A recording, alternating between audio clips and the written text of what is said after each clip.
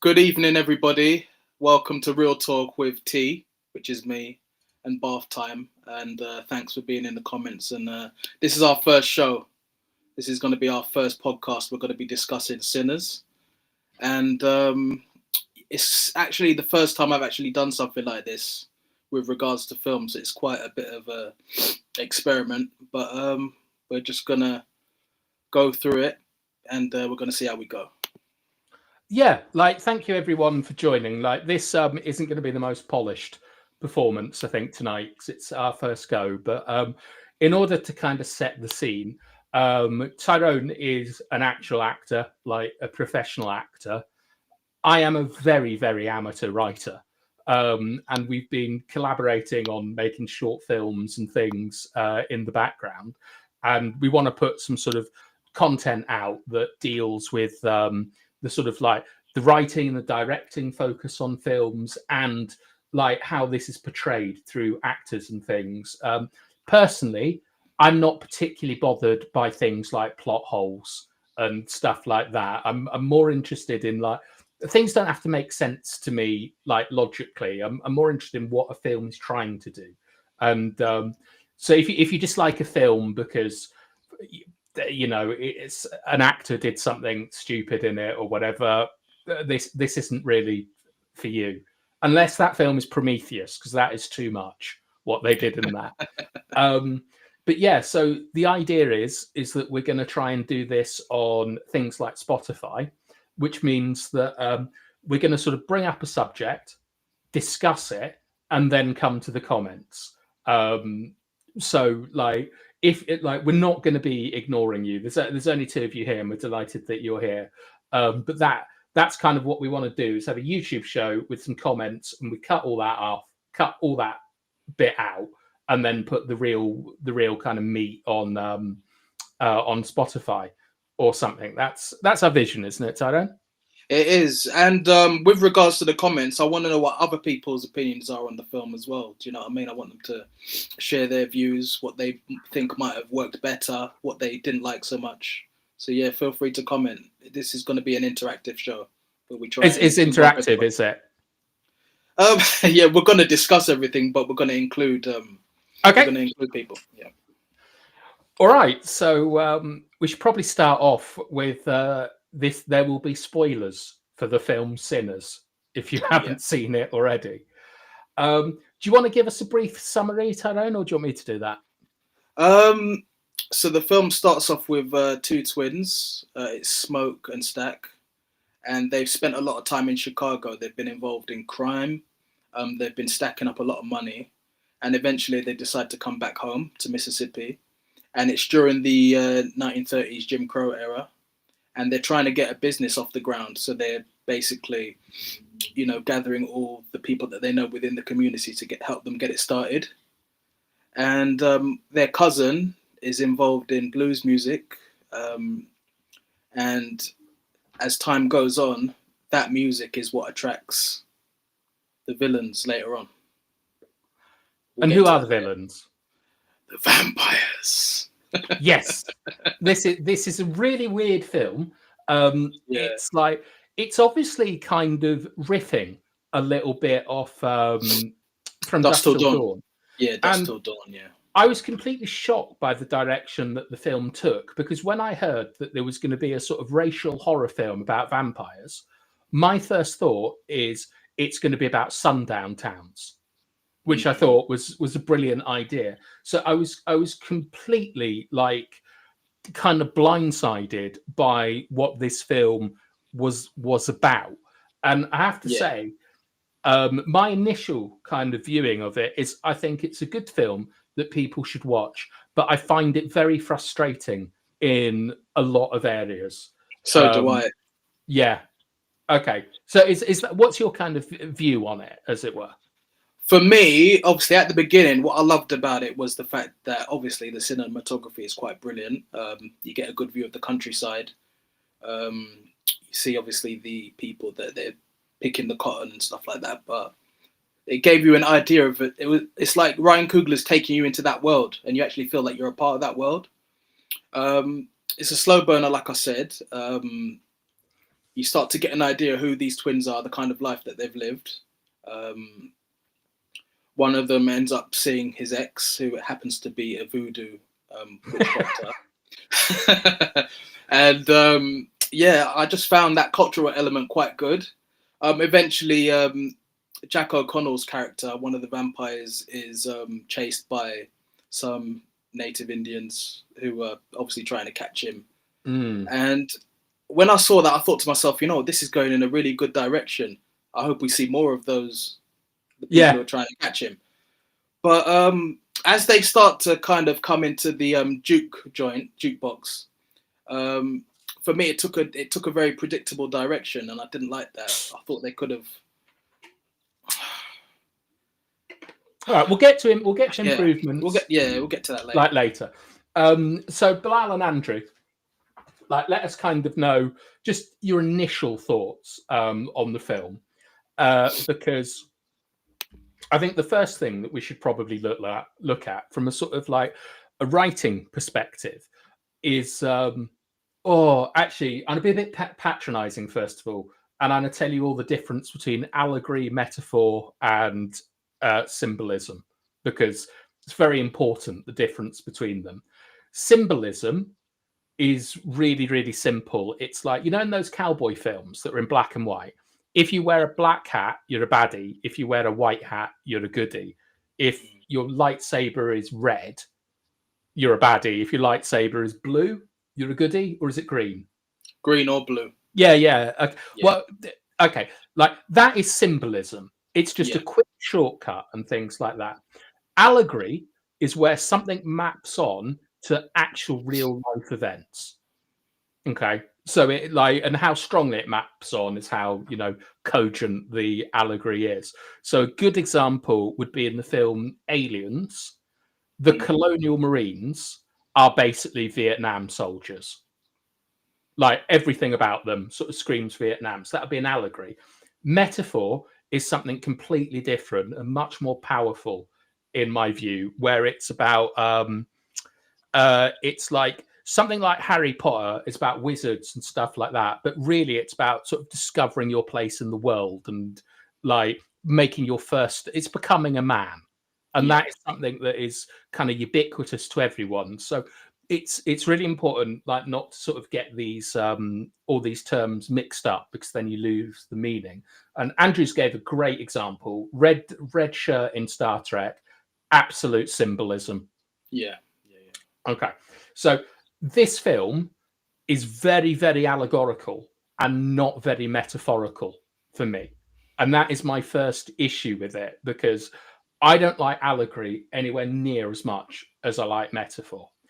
But Tyrone, if you had to say what the key conflict or the key theme of this film was, what did you take from it? That's a good question. I think love is a powerful theme. Love.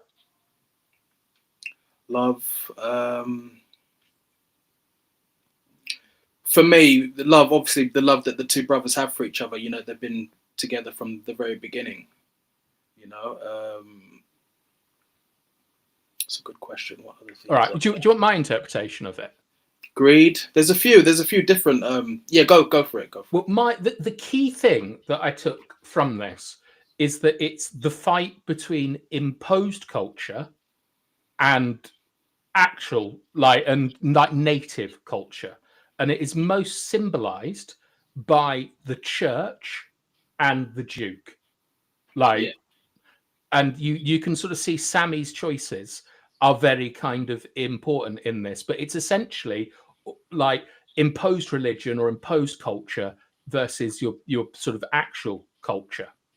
And throughout it, I think that we can really see that. Like, so you're talking about love, and love is a big theme in it, because the two brothers, one of them loves a woman who is white presenting, who I'm gonna get onto that later, because I don't know if that's a business decision from the filmmakers or they're trying to say something. No, she sorry to interrupt. She was she's of mixed heritage, so she has got black Yeah, in her. no. People don't know that, so she keeps herself safe because people don't know she's come racist. on. Like, no, but back then I'm talking about sort of me. What I'm going to say is, all right, we'll get onto that, but I think that's actually about trying to sell a movie to a foreign audience. To be honest, like if you have an all black cast of American actors, it's not going to do well in territories like China, which is why I think that there were the Chinese shopkeepers that made no sense to the story of that film being there. And I think Hailee Steinfeld's character was written as white presenting to get a well-known white actress into the role, and isn't really, because you've also got to remember, she's the person, her character is the person that introduces the vampire infection. Yes. And so stuff like that, I'm not sure if that's a business decision or if they're trying to say something like that. But when you go back to her, she's white presenting. And she has gone off and married a white man and is leaving her culture, but she wants to go back to Stack. And the voodoo lady is completely like immersed in her culture. She's the only person, apart from the Chinese, that we hear speaking a second language. She does the voiceover about the shamans at the beginning. Yeah. She's completely connected. And Stack, obviously, Smoke, obviously ends up with her. So in some ways, the love story also kind of suggests how they're both going back to their more sort of native cultures. So I think that plays into the idea that this film is about culture. And interestingly, the first time we see the vampire, who is fighting him? He's being chased. Oh, you mean the chase? Yeah. Yes, the Native Indians, isn't it? Exactly, the Native Americans Americans, I should say, who have kept their culture, and they're able to drive this cultural vampire out. So for me, it's really clear that this is a film about cultural vampirism, and I think that is a really interesting way to look at vampires. 'Cause as I say, I just thought it was going to be after dark is where bad things happen to black people in America because of the sundown rules, you know, where you had to leave the town. And also, it's quite difficult discussing this film as we're two like English guys and we don't have a huge amount of knowledge about 19th. Well, I don't. You might, Tyrone. But this is why I don't like allegory, if you know what I mean. Like, because you kind of have to know about Jim Crow laws and all these different things that happened, and they're not available to me. But should we check the comments about what they thought the key kind of theme of or conflict of the film was? Yeah, we should. Yeah, let's go and have a look.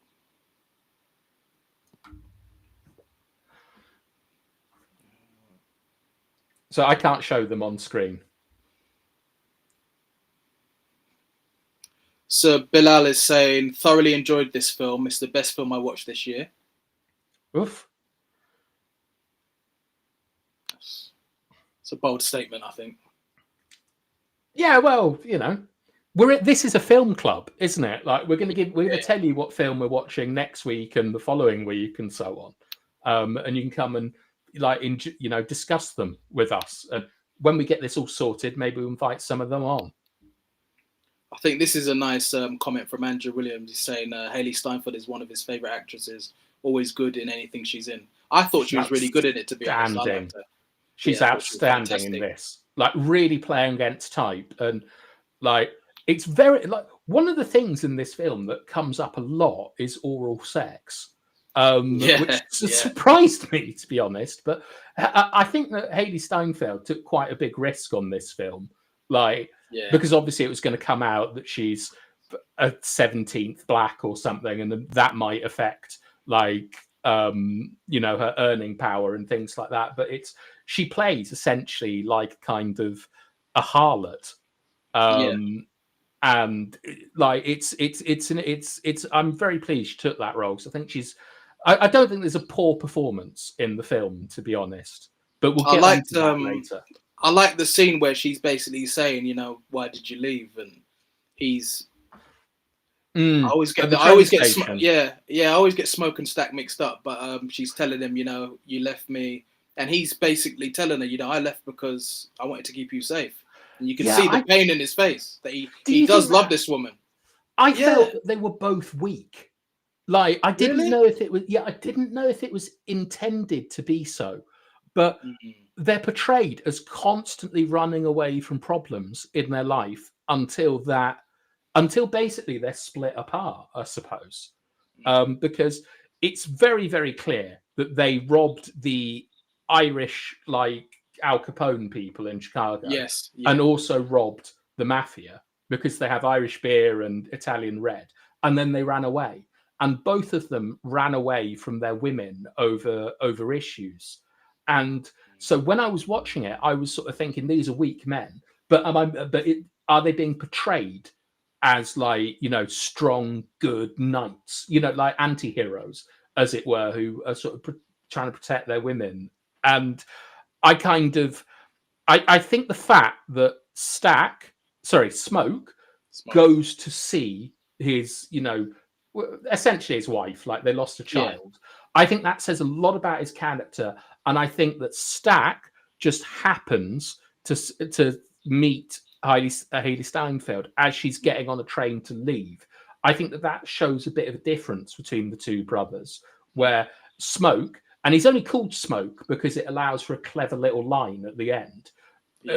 Stack should be called Smoke, but the fact that I think that was a nice way of showing them, but I think that they were quite weak men in this and grew into proper men as they reconnected with their culture and their values. Like because you've got to remember that in a film about cultural vampirism, they were out basically being Murder Inc., like in Chicago and things like that. They weren't being true to themselves.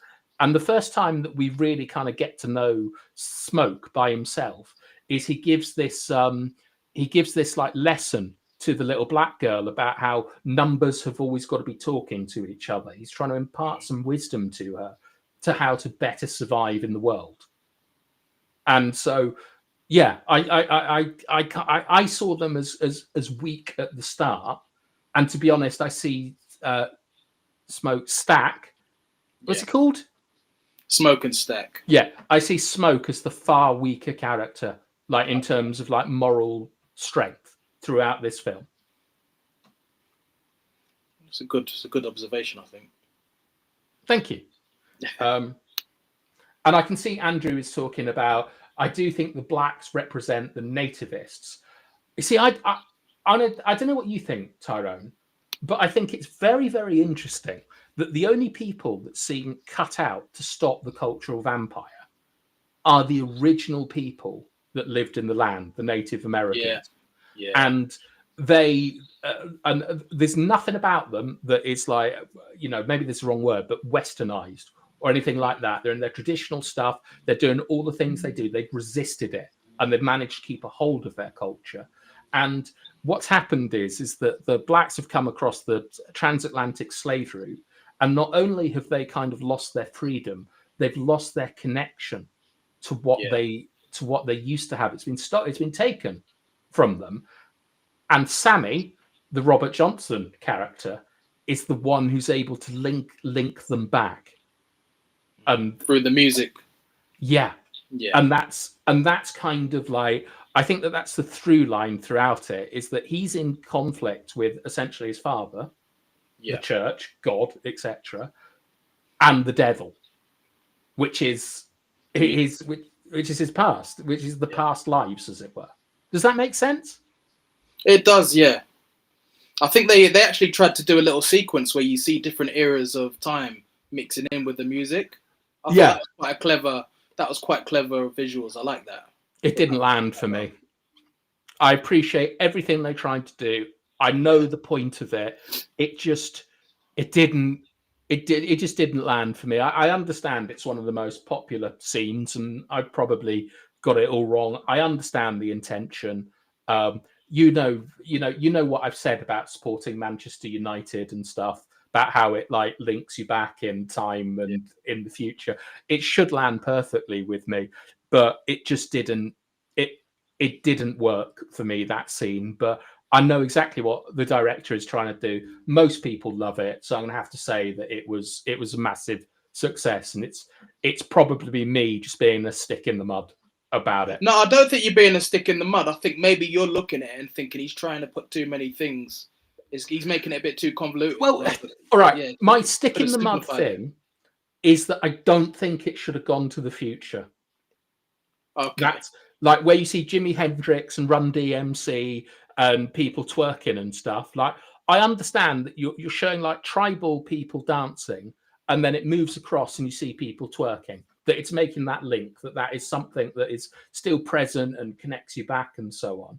But because I feel that this is about the past and not the future, I felt it was a bit egregious and unnecessary to include these kind of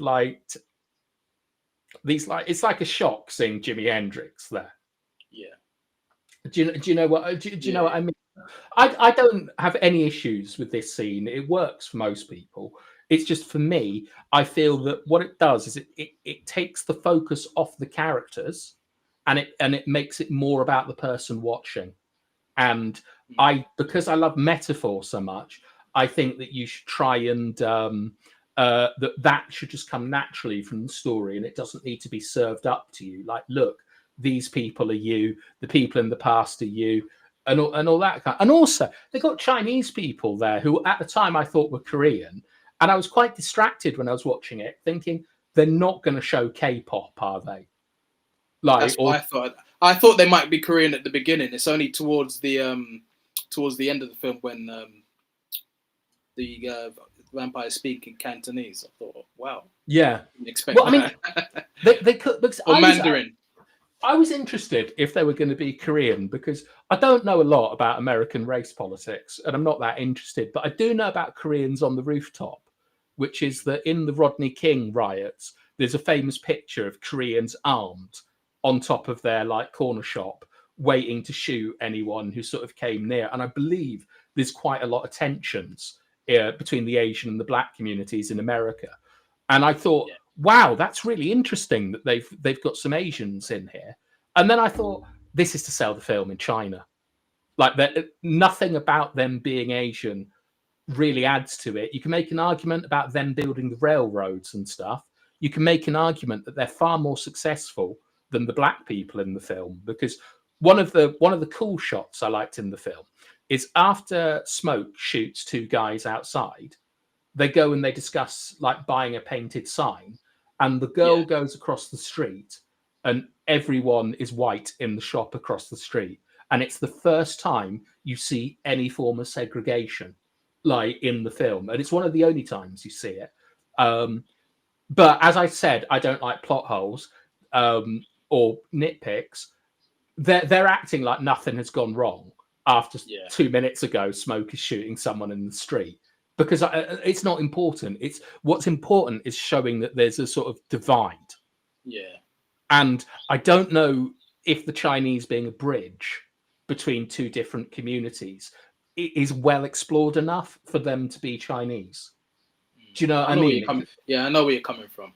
I was surprised actually when I saw them in the film actually, but obviously when we think about how films get sold and stuff and who you want the film to appeal to, it makes sense to have, you can't just have one group of people in one film. I guess I understand what they were doing in that regard. Yeah, like I think it's a decision to be able to sell it abroad, because you know, like China's a massive market, and the standard now is in things like Meg and Meg 2, or it's either put Jackie Chan in it or get some famous actress from China to be the love interest, and you get another 100 million like on your international gross. And I'm not quite sure if the director has compromised a little bit there, or if he was like, they built the railroads, they deserve to be part of this story about how their culture has been taken and eroded.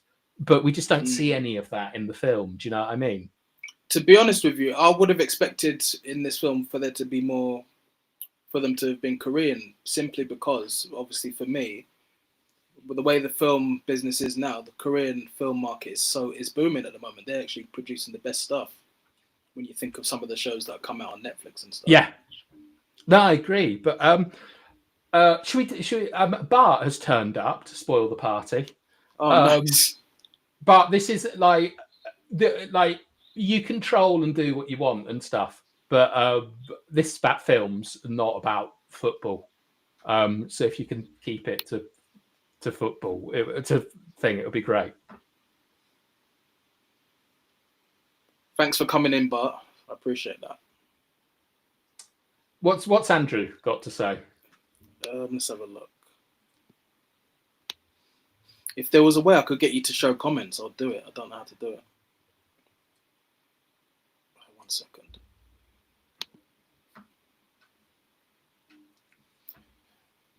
There was a bit of history I've read before about Chinese being in the South and Louisiana in particular in the 19th and 20th century.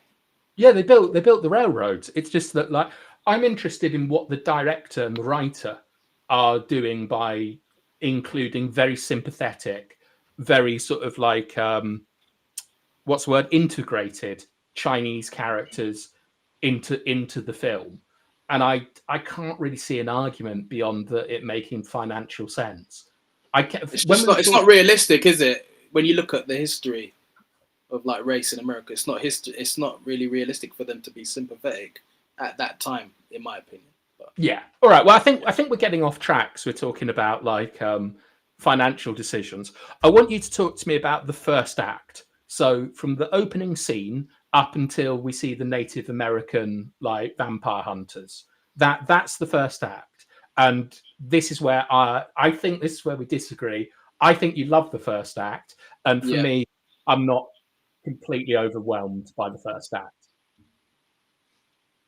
Yeah, for me, I don't know. I'm someone who can watch a film. I don't have to see action straight away. Mm-hmm. You know, I can watch the beginning of a film and kind of like be a bit patient and kind of try and find out a little bit more about who these guys are, you know, what their motivations are, you know, where they're heading. So for me, the first part of the film for me is a lot better than the latter. I think it starts off quite well where you see Sammy running into the church. I like that bit because I found it quite intriguing. You're thinking to yourself, what's going on here? Yeah, it's like Indiana Jones, isn't it? It's like the end of the film at the beginning, and it's meant to be hooked. Do you know what I'd have done? What would you have done? I'd have moved the Native American scene to the start. Interesting. Because I'll tell you what my problem with the first act is that there's no conflict. Everything's too easy and stuff. Like there's implied conflict because you know it's a film about racist vampires. Like that was what I knew sort of coming into it. So in the first act, I think that they set up a lot of stuff really, really well. But in a first act, you always want there to be a real problem for the main character or characters. And if they don't solve that problem, they're in trouble. And I didn't really kind of see that in the first act. I saw everything going really well for them and really good establishing of characters and the world. But the first conflict, to be honest, is in the second act, which to me, I find difficult because I don't want to get to like know people without any stakes. Ironic for a vampire film. I think at the beginning of the film they could have delved a bit more into that Chicago life. They could definitely have like shown a bit of conflict from that time when they were leaving Chicago, and then maybe started the film there. I reckon. But, maybe I quite like the mystery of it. I mean, I'm actually being a bit unfair because the whole first scene sets the major conflict, which is Sammy being asked to give up music, essentially, like to renounce music and come into the Lord, and that's the main conflict. But I found the sort of like the portrayal of people working in cotton fields and stuff like this to be a little bit too idealized as well. Like everyone was happy and stuff, and I'll come to my real big annoyance about the end of the film where they completely destroy everything that they've set up, in my opinion. Yeah. But I felt that it was kind of it's like if you look at something like Ocean's 11 or the Blues Brothers, there's a scene where they gather up everyone for an impossible mission. And this is basically very similar, but the stakes aren't there.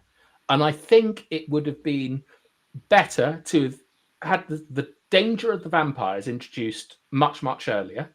Like there's something out there that's coming for you. And I think that it would have been better to have the intention of the Ku Klux Dragon, like the guy that sells them the barn. I think if that was implicitly stated, then you get a sense of tragedy. So that this idealized day that they're having, solving all their problems, that there's something real and imminent that's coming, as opposed to this implied threat because it's it's essentially a horror film. So I didn't like that, to be honest. It was a weird. It's weird. I thought it was quite a weird film in the fact that the two brothers are just rolling around and like doing what they want. Do you know what I mean? There's no challenge. Yeah. There's nobody like challenging them. There's nobody putting them in danger, and you're thinking to yourself, well, that doesn't seem like 1930s America, that these two guys can run the area the way they are. So yeah, I do see. Yeah, he shoots two people in the street, and then they have a reasonable chat about it and stuff, and that's fine. Like I don't mind that kind of stuff, but all that scene was really about was, I think it was two things. I think one, it was showing the distinction between the brothers, because when Smoke goes and negotiates, he does it with implied threat. He's very straightforward. If you mess him about, you're going to get punished. And when Stack goes to negotiate, it's temptation of alcohol, particularly with the wonderful blues man. Is that Delroy Lindo? Yes. Yeah, awesome performance. He was fantastic. Yeah, they're all great in it.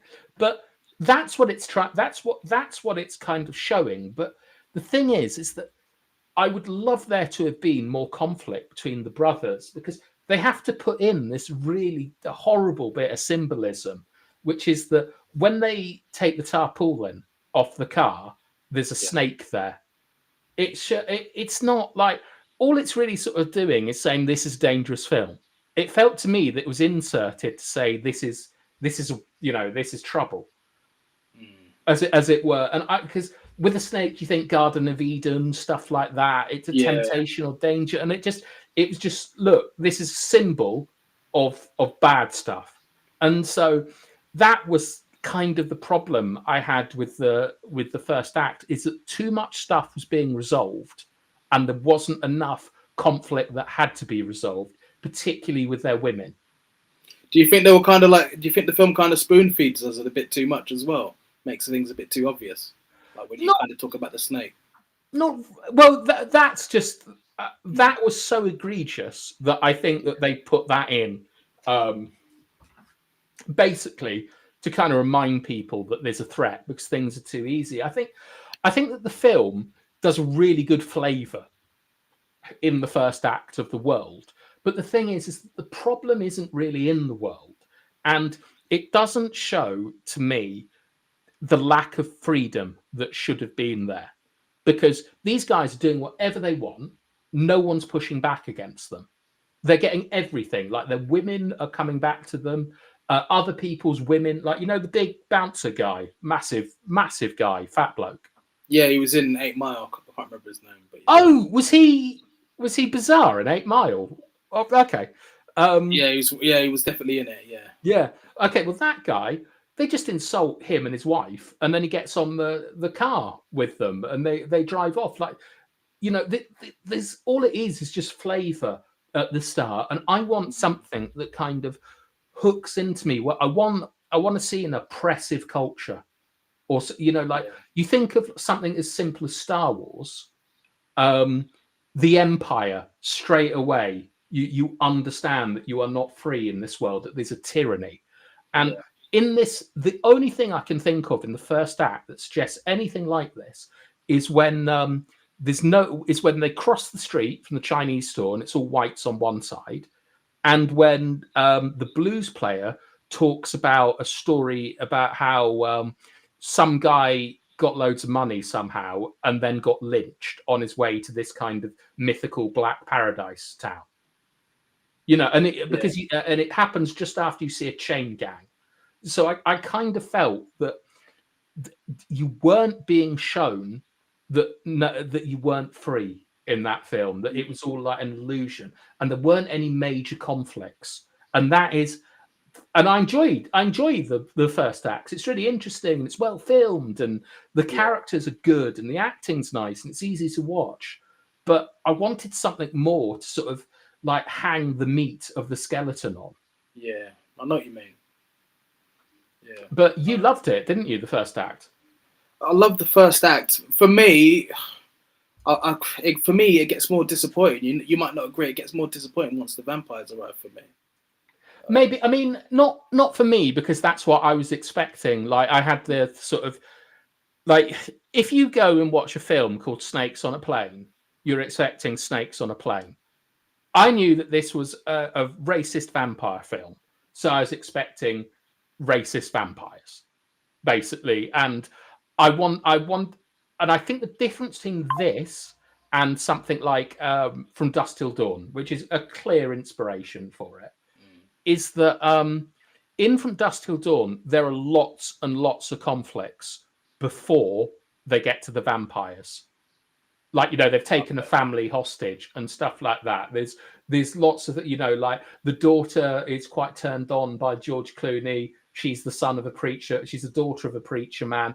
There's all these little things going on. And in this, I just didn't feel that there were enough conflicts to kind of show me who the people really were.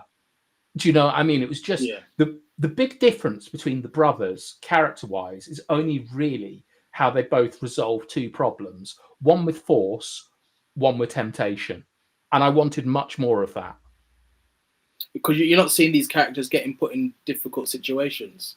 Do you know what I mean? You just see it just seemed to, I know what you mean. It seemed a bit too easy. You just want, in a film like this, you want kind of action from the get-go, don't you? Obviously, maybe not straight away, but... Well, action in terms of conflict. With meaning, yeah. Yeah, I want, basically what I want is you to get an idea of the character, or in this case, the brothers. You kind of know what they're about, you know what they want, and you know what's kind of holding them back. That's like, because then you can begin to kind of project yourself onto them and your problems onto them. And that's where a film really clicks. And if it doesn't click for me, I find it quite disposable. Like, it's something like, I love Blade, but there's not much like emotional resonance in a film like Blade. It is just what it is. And this is trying to be something a bit deeper, I think, and make you kind of think about stuff. And so I wanted to feel more connection to this. And I just felt that it wasn't there, but it was enjoyable. Right, should we take enjoyable off? And like, he's going crazy in the comments as always. He's a football expert, not racist expert. He knows everything, Andrew.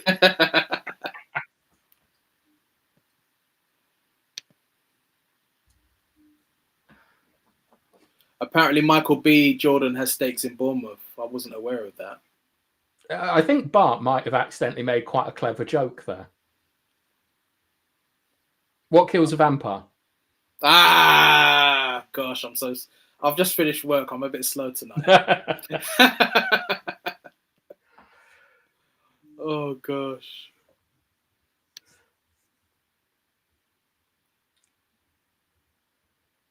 Oh, yeah, sorry, I've put that one on already.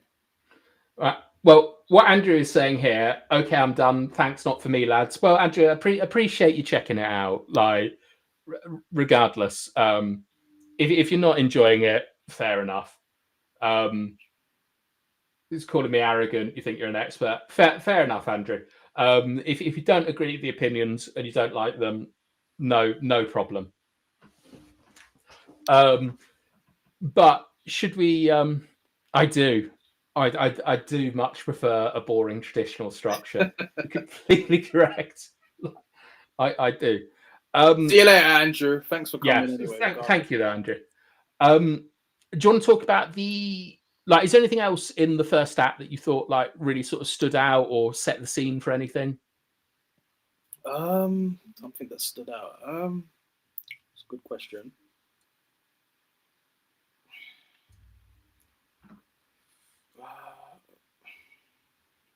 Well, I'll just address Andrew while I you're like. thinking, which is that I we like. are making a film. Yeah, I didn't like. Yeah, some of his comments are shocking. I'm not even gonna put them on. I'll just ignore it. I'm trying to think now. No, because sorry, Darius. I'm just looking at something. I'm thinking, come on. Trying to think. I like the scene where Haley Steinfeld's character first meets Jack O'Connell, the vampire, and Okay, second act. he gives her the money and stuff. I found that quite interesting because in my head I'm thinking to myself, oh, where have they come? Where's the money come from? What time period is this vampire? Yeah. Well, that was quite interesting.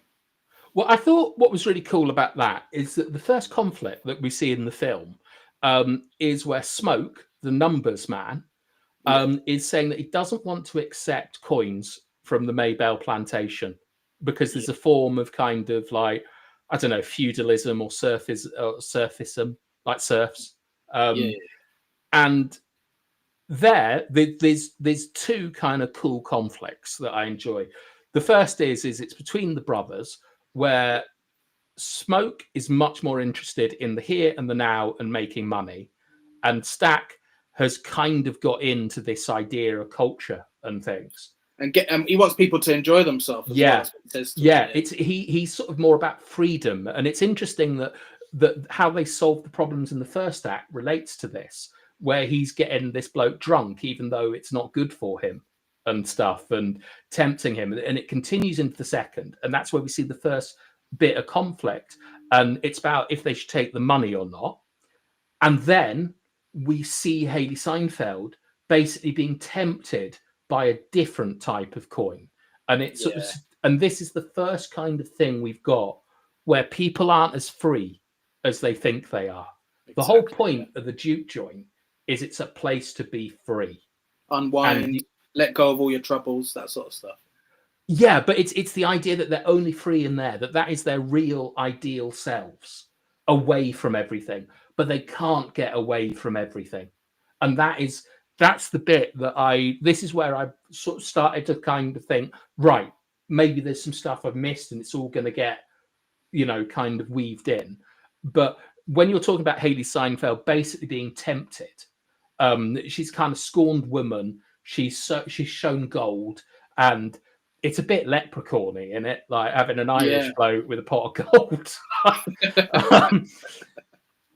Can you get rid of these? Can you get rid of the comment? Well, keeps distracting me. So I thought that was like really interesting, and I think that the idea of freedom in the juke joint was good, because that's kind of, in some ways, that's what they're protecting from both the Ku Klux Klan lads that they don't know about, but also from the vampires outside. And this is kind of where we get to the meat of the theme, which is that the vampires want in to drink of the culture. Yeah. And I thought they missed out an opportunity. I thought they could have brought the KKK into the vampire. They should have brought them into that whole segment where the vampires are. I thought they missed an opportunity there. I'm going to say I felt that the KKK stuff was very Inglourious Bastards. It felt a bit added on to me. I couldn't take it seriously either. I thought, this is just silly now. Yeah, well, we'll get to that bit, because there are some quite important things that happen there, but it was just too cartoonish, I think, was the problem. That's what I mean. That's what I mean. Yeah. So right. So now we've got the big set piece of the song and the dance, and you loved it. Yeah. I thought it was What's the point of it? So I think what Ryan Coogler is trying to do is trying to show different time periods within that sequence. I think most of it did work. I kind of take your view. I understand why you mentioned the twerking at the end, because I thought to myself that kind of bit just made me giggle a bit, because I thought, it's cartoonish as well, isn't it? Yeah, it's just like, I don't know. With me, if it's a vampire film, I want it to be a serious film. Do you know what I mean? I don't want to be watching it and thinking, "Oh, this bit's made me laugh," or or when Omar Miller, that's his name, Omar Miller, the big guy. Yeah. When he's trying to come back in later on, and you can tell he's been infected. It was just a bit too cartoony for me. Like, yeah, it's just a bit of a comedy. Do you There's feel some like things that were a bit too comical, if that makes sense? did it kind of switch its style too much for you? Like the change in tonality? Yeah, and even when Haley Steinfeld goes outside and she meets the vampires and stuff and turns her back, shows them the gun to scare them, and then walks, and you see him fly into the air. I just thought that just made me laugh again because I thought, Jesus, Yeah, it's like, that was it's gone all Buffy Vampire Slayer. That was a bit. I agree with it. I mean, what I thought was really cool Yeah. was the red in the eyes. I really enjoyed that. That looked pretty cool. I have to agree. That was so sick how that was filmed. Like that was. But this gets to one of my major sort of like not problems, but like confusions with the film. I know we spoke about this ages ago. I'm still really confused if there is a deeper meaning to Haley Steinfeld, the white passing black woman, bringing the vampire infection inside. Mate, there could be.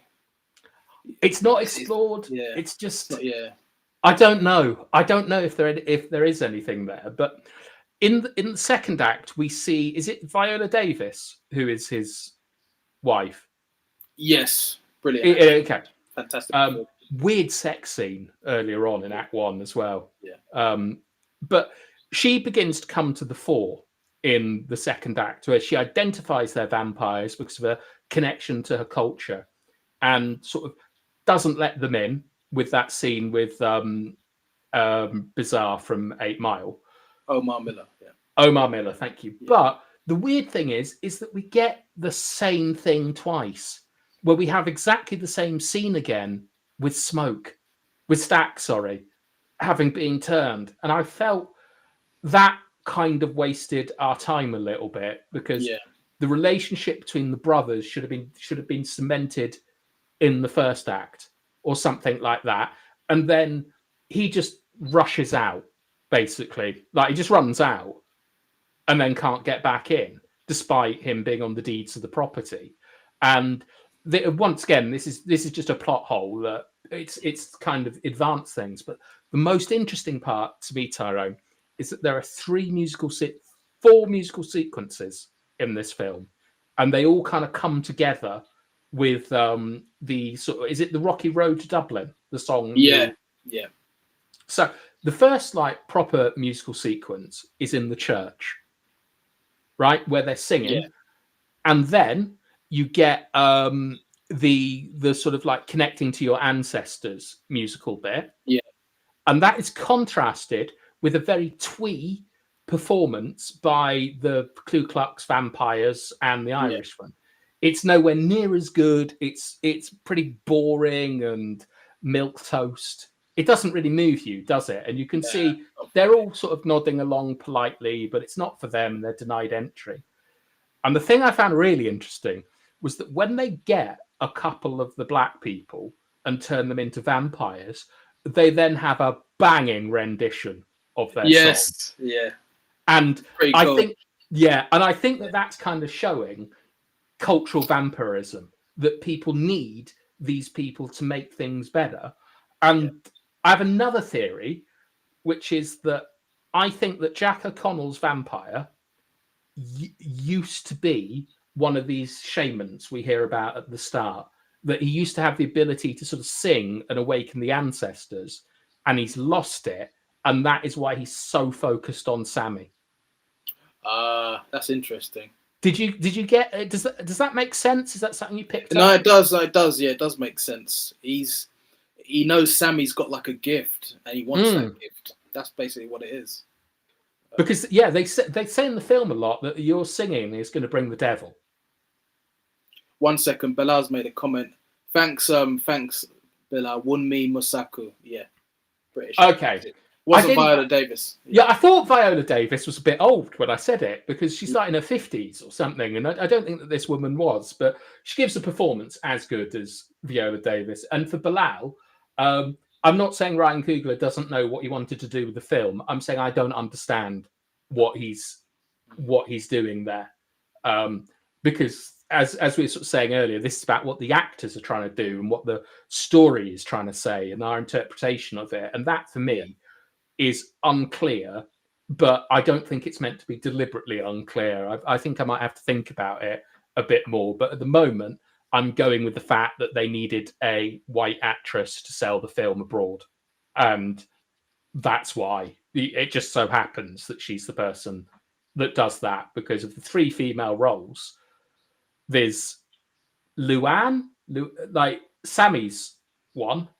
I'm not sure what her name is. It's something like Luet. It's his nightclub at the end is named after Perline. That's her name. Perline. She's a fantastic actress. Yeah, she's really, really good singer as well, and sort of dancer and stuff. Very underused in the film, I felt. Like, Sammy is kind of like the heart of the film, but I don't think he has a lot to do. And it's good performance. But I mean, for you, like as an actor, it's surely the Michael B. It feels at times like it's a sort of Michael B. Jordan exercise in award winning, like playing 2 different roles that actually don't feel that different. They're dressed different. That was the problem for me when I was watching Michael B. Jordan's performance. I was thinking, it's not a terrible performance. He's a great actor, but I couldn't find the differences between them. I don't think he played them that differently, and that was I think Stack is much more animated. Like in particular, the bit where they're playing the music, the Irish lot, he's sort of tapping his head along, and Smoke just neutral, not doing anything. And then when he first sees like Sammy sing in the car, he's like, "Yo!" and like turns and looks to him and things like that. So there is a sort of difference between them, but I just felt that it's not really the actor that's kind of. I don't think he's given enough to work with how different they are. It feels a lot. I don't know if you've seen The Wire, which Michael B. Jordan was in, but it's his performance as Smoke is really similar to Avon Barksdale. Okay. Like really, really similar. And at times I kind of forgot that they were 2 different, that they were the same actor, because I was just like, Avon Barksdale is just so cool.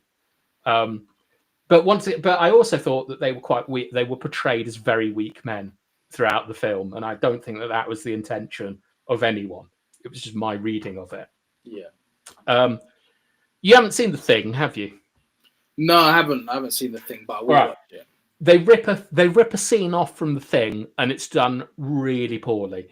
Like in October, we're going to watch The Thing, and then you'll instantly understand what scene I'm talking about. Okay. But yeah, so I think so.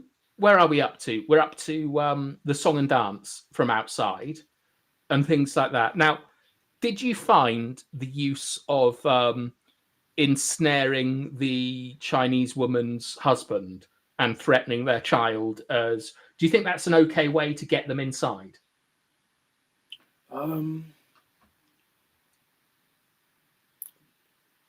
Again, a bit predictable.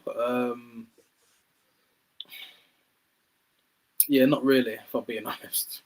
I thought it was okay. Like, what I really wanted for them to do was to go, like, we're going to take him on.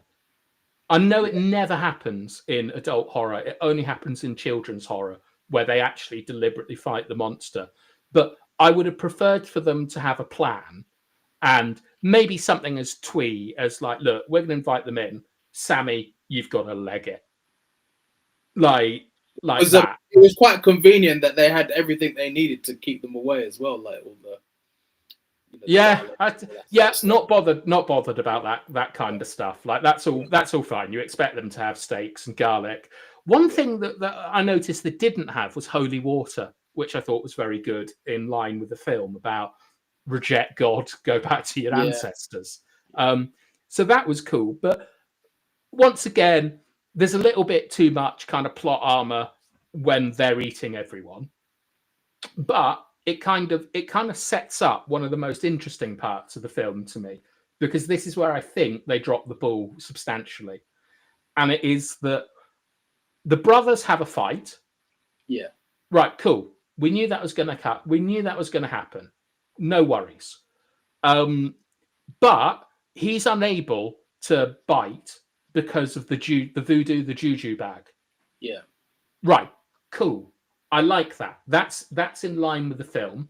And then later on, as a kind of twist, we found out that he was allowed to go.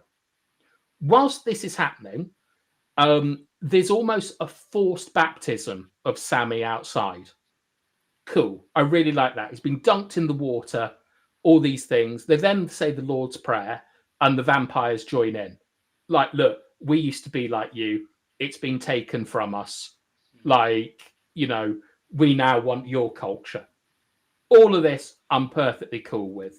Him killing Wunimi Mosaku, good. Fits in with it. I agreed. I agreed with that because she asked him to, and she said, "Don't let me turn." Yeah, I've got no problems with any of that. I think the action. I'm not a huge action guy. I felt it was a bit derivative and not particularly interesting, and there was a bit. It was either cartoonish or underwhelming. Like there wasn't. I think there could have been more variation as well. It was just the same. It was the same way the vampires were dying. They didn't. It could have been a lot more variation with it, I suppose. Like, I mean, I remember sort of thinking that, like, the guy who drinks a lot, Delroy Lindo.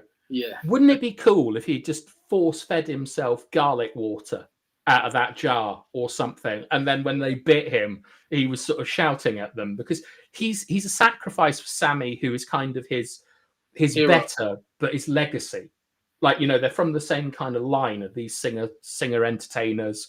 I don't know, like Calling Back in Time. Hello. Yeah. But so that's all right. But I don't know. That bit should have been like where you either see the power of this vampirism, how it takes everything from you, or you should have seen the result, steadfastness of people trying to resist this. And I just didn't feel that it did either. But I did really like that contrast between the Juju religion working and the Lord's Prayer not working. Yeah. And then I get very disappointed in the rest of the film because I think it completely undermines these themes. And I wasn't that impressed. What did you think up until this point? Like, what are you seeing from the actors, the themes? Yeah, it's a good question.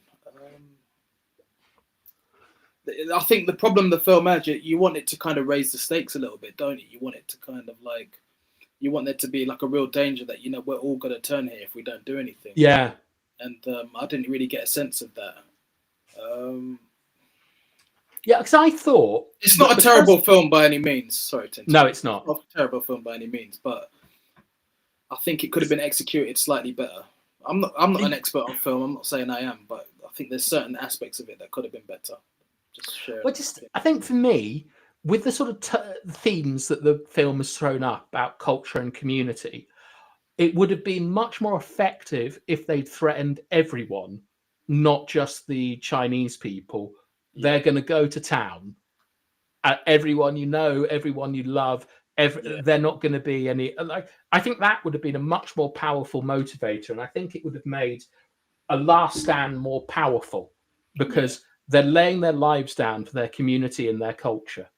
I think that fits better with the film rather than let's just bang it on the Chinese woman and her daughter, which,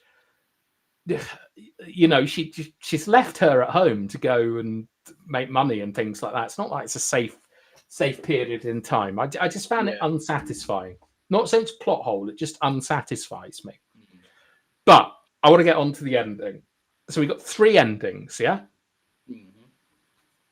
We've got the death of... we've got 4 endings, actually. We've got the death of the vampires. In sunlight, no worries. Expect, it's always going to happen, isn't it? Like, okay, no problems with that. We've got Stack a little bit later on in an epilogue. Yeah. We've got Smoke and we've got Sammy.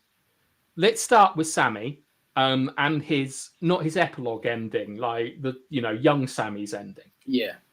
Like that's the start of the film and it bookends with the end. What do you think to that, and what do you think is being said?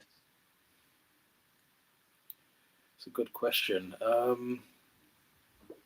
For me, the way I watched it and read it was that he's not necessarily going to give up on the music, but at that point, I think he's thinking to himself, he's questioning, Father, my dad, is he right?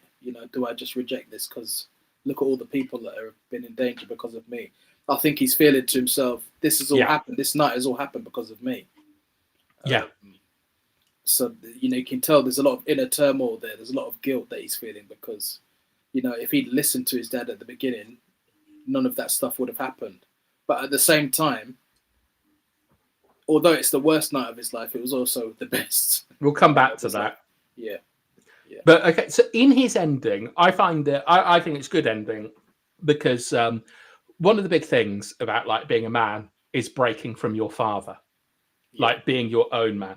And in this moment, he's got the guitar, which sort of symbolizes not just now the connection to the ancestors and all these things. It's the connection to the people that have sacrificed themselves for him. Mm-hmm. Right? And you've also got to remember that Stack told him, this is your last night. You're never playing for me again. All these things. Like, get out of here, be free, do the right thing.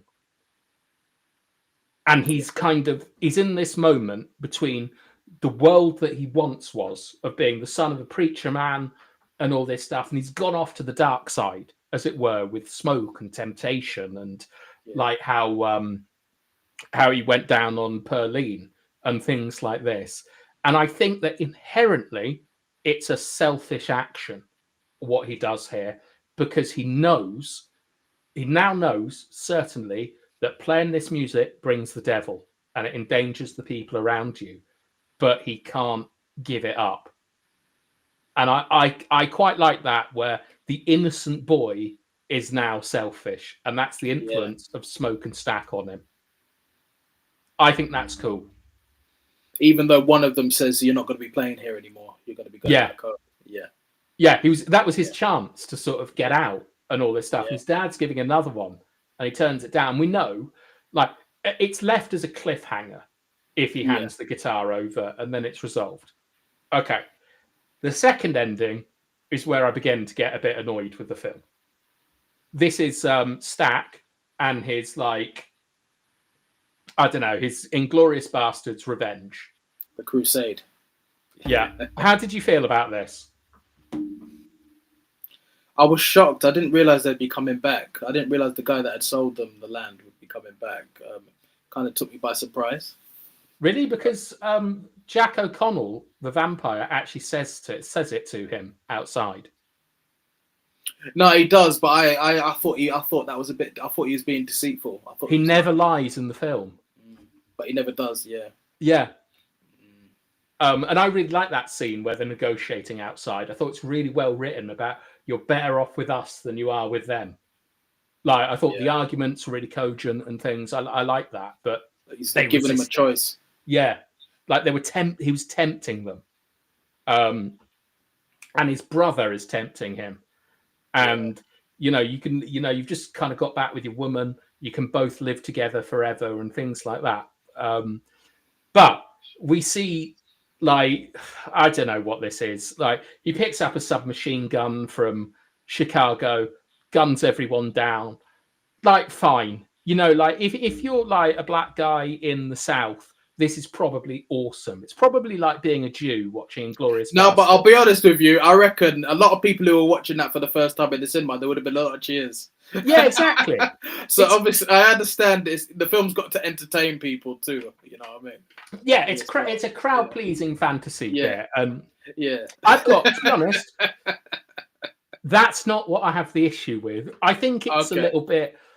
I think it's a bit tacked on, the same way I thought that the snake was a bit tacked on, but it's it makes enough sense. It's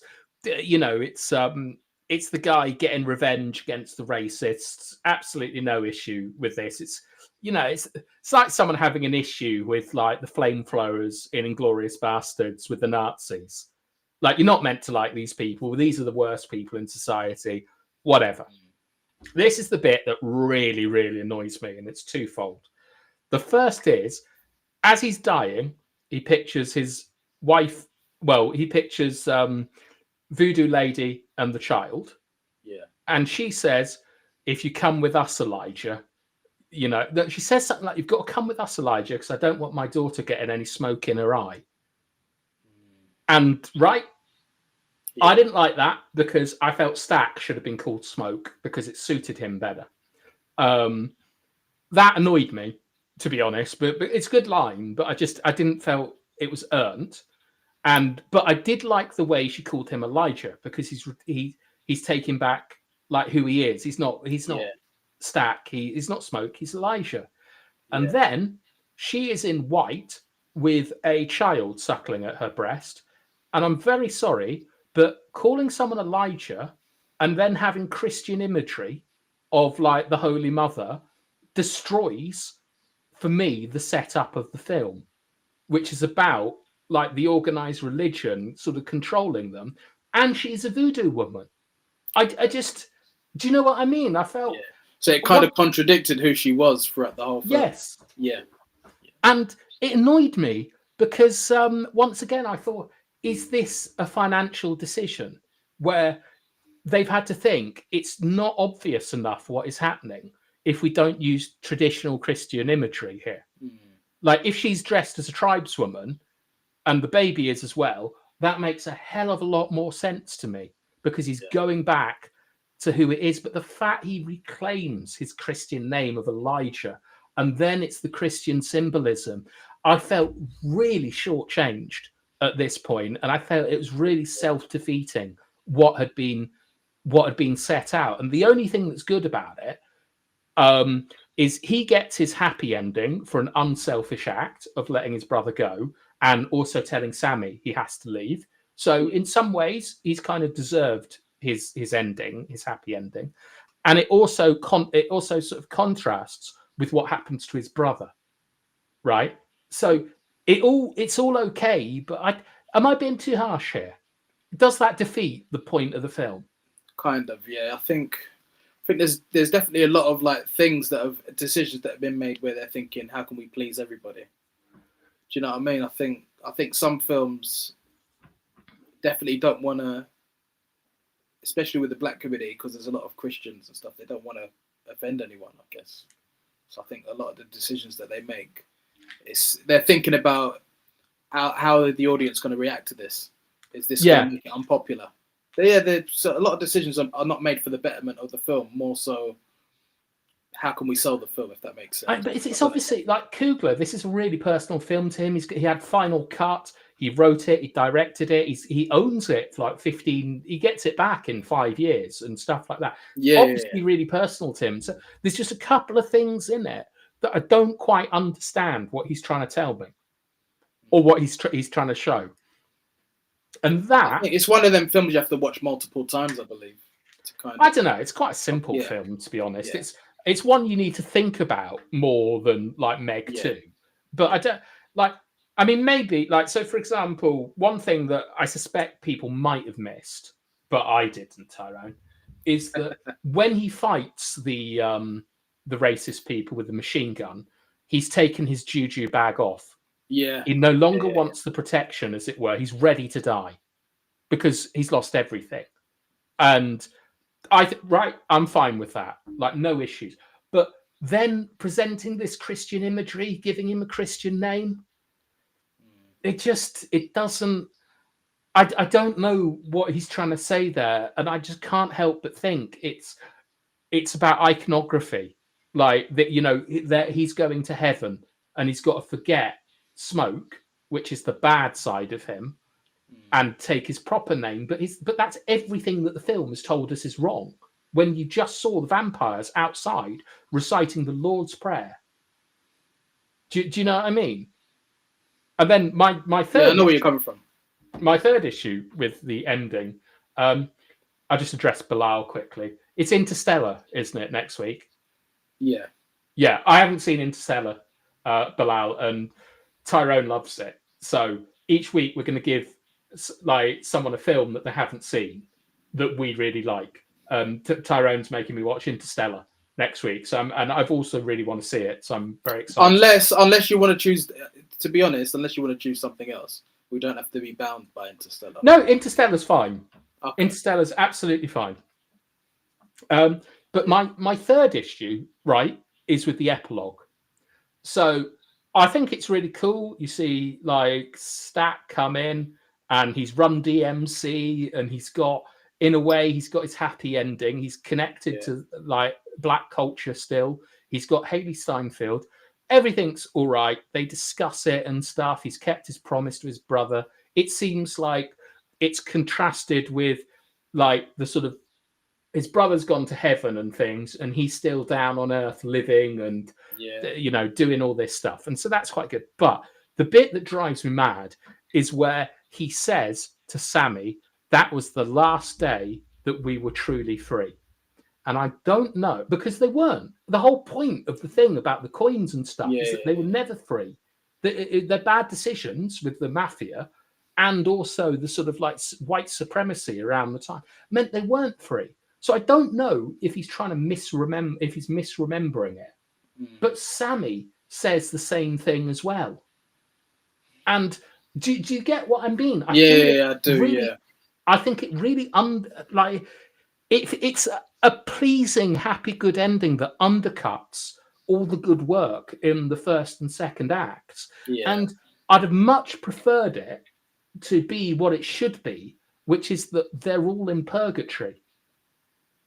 Like, because Sammy is in purgatory.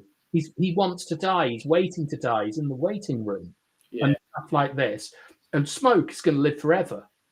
And I kind of wanted him not to be happy about it.